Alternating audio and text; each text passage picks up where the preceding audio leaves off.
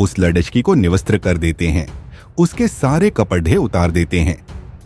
कपड़े उतारने के बाद उस लड़की ने जब इस बात का विरोध करना शुरू किया, तब उसने उसको बहुत ज्यादा पीटा। बताया जाता है कि शायद डंडों से उस लड़की को बहुत बुरी तरह से मारा गया था, पीटा गया था। जब वो शायद शोर मचा रही होगी, उसने अपने बचाने के लिए लोगों से अपील की होगी। जब वो चीख रही थी, चिल्ला रही थी, क्योंकि गांव में धार्मिक कार्यक्रम चल रहा था। और यह बताया जाता है कि धार्मिक कार्यक्रम में जो साउंड सिस्टम था, लाउड स्पीकर था, उसकी आवाज इतनी ज्यादा तेज थी कि उस लड़की की चीखों की आवाजें उस लाउड स्पीकर की आवाज के सामने दब जाती हैं। और जब यहाँ आसपास के घर है, शायद वो लोग समझ नहीं पाए कि यहाँ पर एक लड़की के साथ दरिंदगी हो रही है, कुछ गलत हो रहा है। उन्होंने उस लड़की के साथ जो भी कर सकते थे, दरिंदगी, जो भी हैवानियत कर सकते थे। अगर प्रत्यक्षदर्शियों की माने, जो लोग मौके पर पहुंचते हैं, जैसे उसकी भाभी ने एक मीडिया कर्मी को बयान दिया था कि उस लड़की की आंखें जैसे नोच ली गई थीं, उस लड़की के हाथ पैर जैसे तोड़ दिए गए थे, उस लड़की की पसलियां जैसे तोड़ दी गई थीं, उस लड़की के प्राइवेट पार्ट में जैसे डंडा डाल दिया गया था, प्राइवेट पार्ट में जैसे बोतल डाल दी गई थी। ऐसा उस लड़की की भाभी ने एक पत्रकार के सामने अपने बयान दिए हैं। हालांकि मीडिया ने जब पोस्टमार्टम रिपोर्ट के बारे में पुलिस वालों से जानने की कोशिश की, तो पुलिस वालों ने 12 दिन बीत जाने के बाद भी ये जो पोस्टमार्टम रिपोर्ट थी, उसके बारे में कोई ज्यादा तफसील से जानकारी नहीं दी। हालांकि मीडिया वालों ने अपनी तरफ से अपने सूत्रों के हवाले से जानकारी जुटाने की कोशिश की, तो शरीर पर कोई ऐसा शायद हिस्सा बचा होगा जहां पर उस लड़की को चोट न पहुंचाई गई हो। 30 से ज्यादा उसके ऊपर चोट के निशान थे, उसकी पसलियां वगैरह भी टूट गई हैं। हालांकि पुलिस ने इस थ्योरी को बिल्कुल पूरी तरह से गलत साबित करने की बात कही है। उन्होंने कहा कि उस लड़की की आंखें नहीं फोड़ी गई हैं, उसके हाथ पैर नहीं तोड़े गए हैं। अगर नहीं तोड़े गए तो पूरी रिपोर्ट क्या है, उसको भी सामने लाना चाहिए था।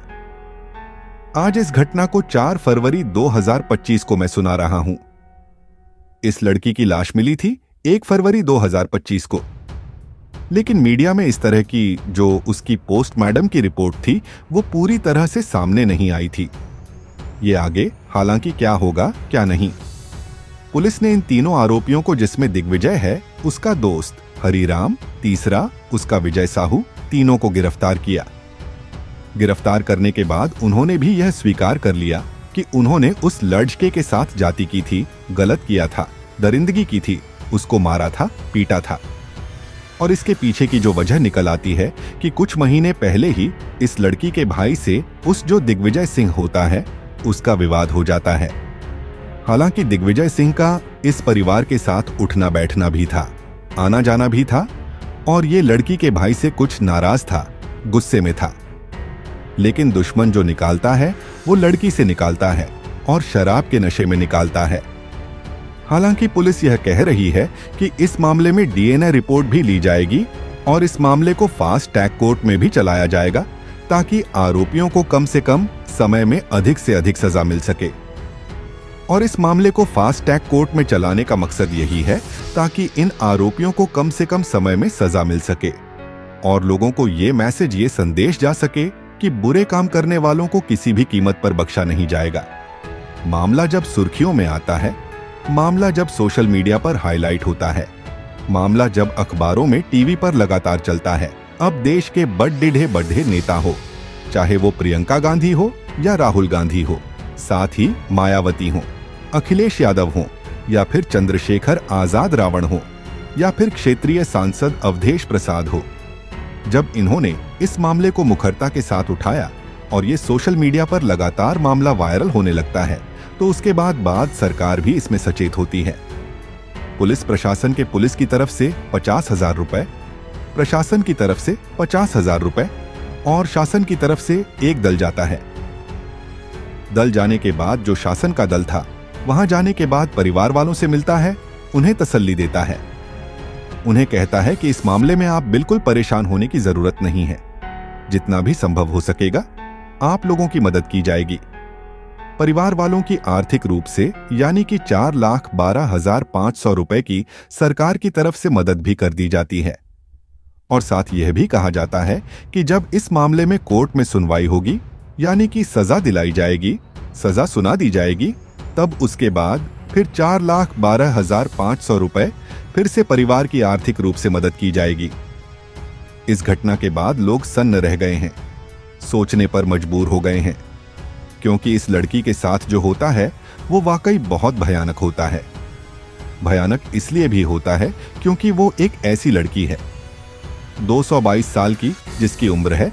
आसपास के लोग उसको बहुत ज्यादा प्यार करते हैं, उसको चाहते हैं, क्योंकि उस लाडी एचकी के दिमाग का जो विकास है औसत रूप से उतना नहीं हुआ है। हालांकि वो घर के सारे काम करती है, सबके साथ वो बहुत अच्छे से व्यवहार करती है, रहती है।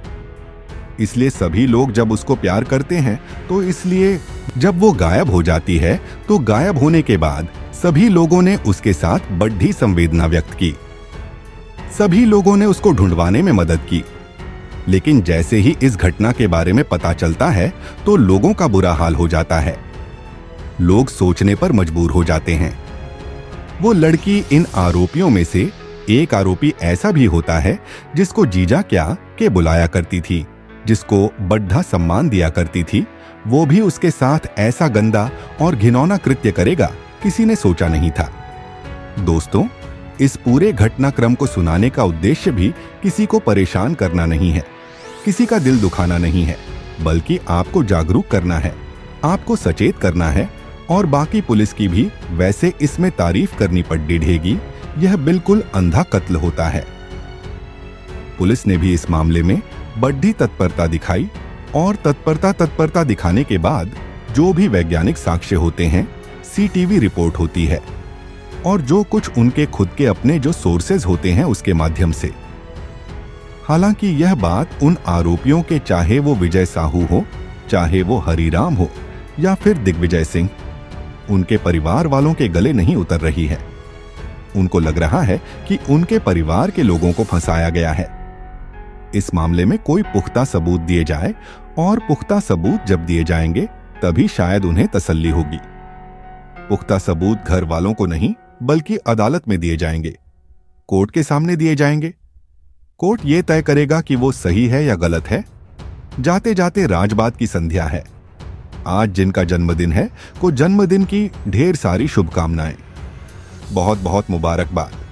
साथ ही कुछ लोगों ने नाम लेने की अपील की, जिसमें शमशू खान दोशा से, झारखंड से मोहम्मद मासूम, रजा सऊदी अरब से विजेंद्र सूर्या, एटा से मोहम्मद नाजिम, बुलंद शहर से रागी अकबर, सीकर से अजीत सिंह, रामपुर से अरुण कुमार, मोहम्मद आरिफ, बिलासपुर से रमेश कमलाकर, अलीगढ़ से तुफैल अहमद, सोनपुर से सादिक रजा, सिद्धार्थनगर से जाहिद खान, मुंबई से सुलेमान अहमद, सोनू अहिरवार, मंटू कुमार, बिहार से अखलाक मलिक।